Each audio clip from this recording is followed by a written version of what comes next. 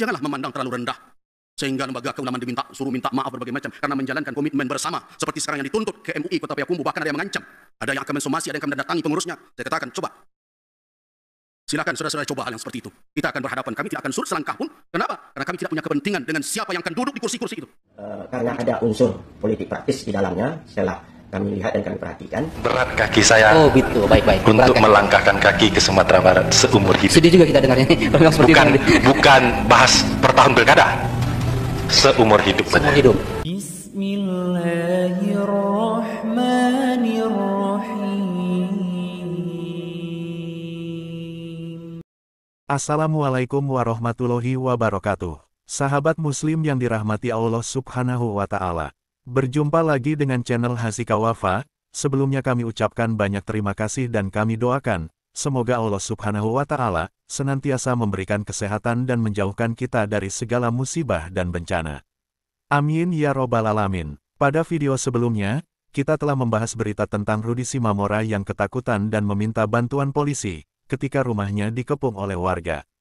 Pada video kali ini, channel Hasika Wafa akan membahas berita tentang penolakan Majelis Ulama Indonesia terkait tablik akbar Ustadz Abdul Somad di Kota Payakumbuh, Sumatera Barat. Ustadz Abdul Somad adalah seorang penceramah yang dikenal dengan gaya ceramahnya yang interaktif, sehingga mampu membangun kedekatan dengan masyarakat luas.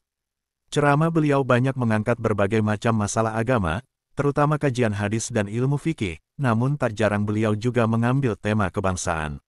Belakangan ini nama ulama kelahiran Mei tahun 1977 tersebut ramai dibahas di media sosial. Hal tersebut terkait surat edaran yang dikeluarkan oleh MUI Payakumbuh, yang melarang tablik akbar Ustadz Abdul Somad, yang sekiranya akan diselenggarakan pada bulan November mendatang.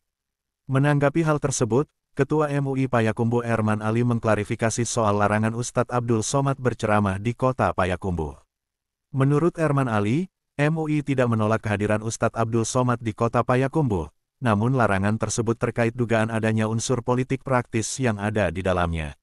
Setelah kami melihat dan perhatikan informasi dari yang lain, sehingga sesuai dengan keputusan Rakor MUI, kalau ada mubalik baik dari dalam maupun luar Kota Payakumbuh, tidak mengizinkan mendakwahkan atau menyampaikan pengajian melalui tablik akbar dengan berpolitik praktis, maka oleh sebab itu, kami melarang hal tersebut. Kata Erman Ali dikutip dari akun Instagram @sudutpayakumbuh. Ada penolakan terhadap kehadiran UAS sebagai ceramah tablik akbar di Kota Payakumbuh. Itu sebenarnya MUI tidak menolak kehadiran UAS memberikan ceramah tablik akbar di Kota Payakumbuh.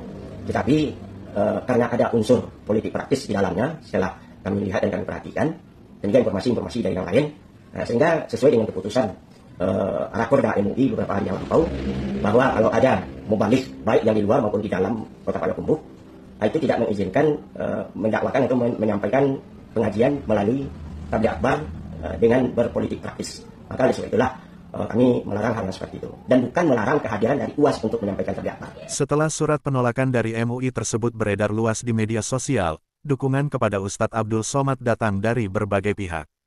Salah satunya dari pemuda Masjid Payakumbuh yang menyatakan bahwa mereka merasa kecewa dan meminta pihak MUI mencabut surat edaran tersebut dan kembali memberikan izin kepada Ustadz Abdul Somad untuk menyelenggarakan tablik akbar di Kota Payakumbuh. Kami dari pemuda masjid yang ada khusus Sumatera Barat, kami di sini menyatakan bahwasanya kami menolak surat edaran telah diedarkan oleh MUI Payakumbuh tanggal 16 Oktober 2024 ini soal penolakan tablik akbar Ustadz Abdul Somad di Payakumbuh. Jujur, kami sangat kecewa atas surat edaran ini. Kami meminta kepada MUI Payakumbuh untuk segera mencabut suratnya dan memberikan izin kepada Ustadz Abdul Somad untuk memberi kajiannya, memberi siraman rohaninya, memberikan ilmu-ilmu seperti dikatakan oleh pepatah-pepatah ulama kita dulu, sebaik-baiknya nasihat adalah nasihat dari ulama. Bagaimana kami anak muda mau berkembang, bagaimana kami anak muda mau maju, tetapi untuk memenuhi ulama saja kami larang. Sekali lagi, kami meminta kepada MUI Payakumbuh untuk segera mencabut surat edaran yang telah diedarkan. Terima kasih. Assalamualaikum warahmatullahi wabarakatuh. Selain itu, pihak panitia tablik akbar juga menuntut agar Majelis Ulama Indonesia Payakumbuh segera meminta maaf kepada Ustadz Abdul Somad dan panitia. Namun jika hal tersebut tidak mereka lakukan, panitia akan menempuh jalur hukum, karena penolakan tersebut mereka anggap sebagai bentuk pencemaran nama baik Ustadz Abdul Somad. Menurut Fahri selaku Ketua Panitia Tablik Akbar, Ustadz Abdul Somad berhak memberikan dukungan kepada siapapun, dimanapun, sesuai dengan ijtihad politik yang beliau lakukan. Lebih lanjut Fahri mengatakan, MUI Payakumbuh juga tidak melakukan tabayun dengan panitia acara. Bahkan awalnya terkesan mengizinkan, namun tiba-tiba beredar surat penolakan yang dikeluarkan hanya atas dasar dugaan. Sementara itu, dalam closing statement-nya dalam dialog di Padang TV, Fachri menyampaikan, bagaimana langkah Ustadz Abdul Somad ke Sumatera Barat nantinya. Sampai mati berat kaki saya melangkahkan kaki ke Sumatera Barat, ucap Fachri menyampaikan pesan Ustadz Abdul Somad. Tiba-tiba ditolak dengan alasan begini, dan alasan tersebut dihukum belum terjadi, gitu ya. Itu tanggal 4 ini tetap datang UAS ke Sumber dari tanggal 1 sampai 4? Kan sudah saya sebutkan, berat kaki saya gitu, baik. untuk melangkahkan kaki ke Sumatera Barat seumur hidup. Sedih juga kita dengarnya kalau seperti bukan bahas per tahun pilkada, seumur hidup. Itu closing statement. Baik. Sahabat Muslim yang dirahmati Allah Subhanahu wa Ta'ala, kehadiran ulama di tengah masyarakat seringkali dijadikan rujukan karena kedudukan dan ilmunya. Wafatnya ulama diibaratkan bagai hilangnya lentera umat, dan berhentinya sumber hikmah, terputusnya sumber ilmu, karena mereka merupakan pewaris para nabi. Dalam menyikapi kondisi umat saat ini, banyak di antara mereka yang mengambil sikap untuk istiqomah berdakwah dan menjadi guru, yang senantiasa memberi nasihat dan tempat bertanya. Tapi tidak sedikit di antara mereka memilih jalan dakwah terjun langsung ke dunia politik. Karena mereka memiliki kemampuan dan kecakapan untuk kemaslahatan umat dunia dan akhirat. Menanggapi tuntutan dari pihak Panitia Tabligh Akbar yang meminta MUI Payakumbuh meminta maaf, Ketua Majelis Ulama Indonesia Sumatera Barat Buya Gus Rizal Gazahar turut memberikan komentarnya. Muncul berbagai istilah yang membuat semangat banyak orang bingung. Ada ijtihad politik yang dia izinkan berjihad orang saja. Lembaga seperti Majelis Ulama seperti tidak punya kewenangan berjihad. Apa itu ijtihad politik? Apa betul orang yang melahirkan hukum atas sesuatu, si fulan afdal, si fulan fadil, si fulan lebih, ini kurang? Coba tanya betul, atas dasar apa dia mengeluarkan? Betulkah itu ijtihad politik? Datang orang kepada saya, kebetulan teman saya, ya soraklah saya, ya pilihlah si fulan, ijtihad politik begitu. Coba renungkan, istilah-istilah agama, kajian-kajian keagamaan dipakai untuk itu. Apakah itu ijtihad?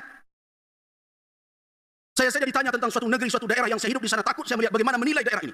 Apa yang dibutuhkan oleh umat di negeri ini? Apa persoalan sebenarnya mendasar yang ada di negeri ini? Hidup kita di tengah negeri ini, tidak bisa kita begitu mudah saja menyimpulkan siapa yang patut dan siapa tidak patut. Pakai ijtihad seperti itu. Nah karena itu, sudah berulang kali saya ingatkan, bahwa ulama di negeri ini tidak sebodoh yang mereka bayangkan. Oh mereka membaca kitab, kami pandai juga membaca kitab, alhamdulillah. Kalau mereka mengatakan bahwa mereka pernah belajar di luar negeri, alhamdulillah, kita pernah juga menjangkau ke sana. Janganlah memandang terlalu rendah, sehingga lembaga keulamaan suruh minta maaf berbagai macam, karena menjalankan komitmen bersama, seperti sekarang yang dituntut ke MUI Kota Payakumbuh, bahkan ada yang mengancam, ada yang akan mensomasi, ada yang akan mendatangi pengurusnya. Saya katakan, coba, silakan saudara-saudara coba hal yang seperti itu. Kita akan berhadapan, kami tidak akan surut selangkah pun. Kenapa? Karena kami tidak punya kepentingan dengan siapa yang akan duduk di kursi-kursi itu. Kami cuma ingin umat ini memiliki kacamata yang jernih. Wahai masyarakat Sumatera Barat, pilihlah pemimpin itu. Dengan apa? Dengan melihat track record mereka, dengan melihat kemampuan mereka, dengan melihat visi misi mereka. Silakan mereka beradu argumen, beradu wawasan, beradu visi dan misi dan gagasan. Biarkan umat ini seperti itu. Kenapa? Karena yang bertemu di dalam pemilihan itu adalah orang-orang baru sana. Itu yang diinginkan oleh ulama Sumatera Barat. Tidak ada kepentingan, kebencian kepada seseorang, dai ini, dai itu. Tidak ada kecemburuan kepada siapapun. Semua umat di negeri ini menjadi saksi. Saya bukan ustadz yang berkeliling mencari jadwal. Saya di sini saja, bapak-bapak setiap Jumat yang sholat di sini bertemu dengan saya. Kalau tidak berarti saya keluar menjalankan tugas majelis ulama. Semoga video ini bermanfaat bagi kita semua dan menambah tingkat keimanan kita kepada Allah Subhanahu wa Ta'ala. Wassalamualaikum warahmatullahi wabarakatuh.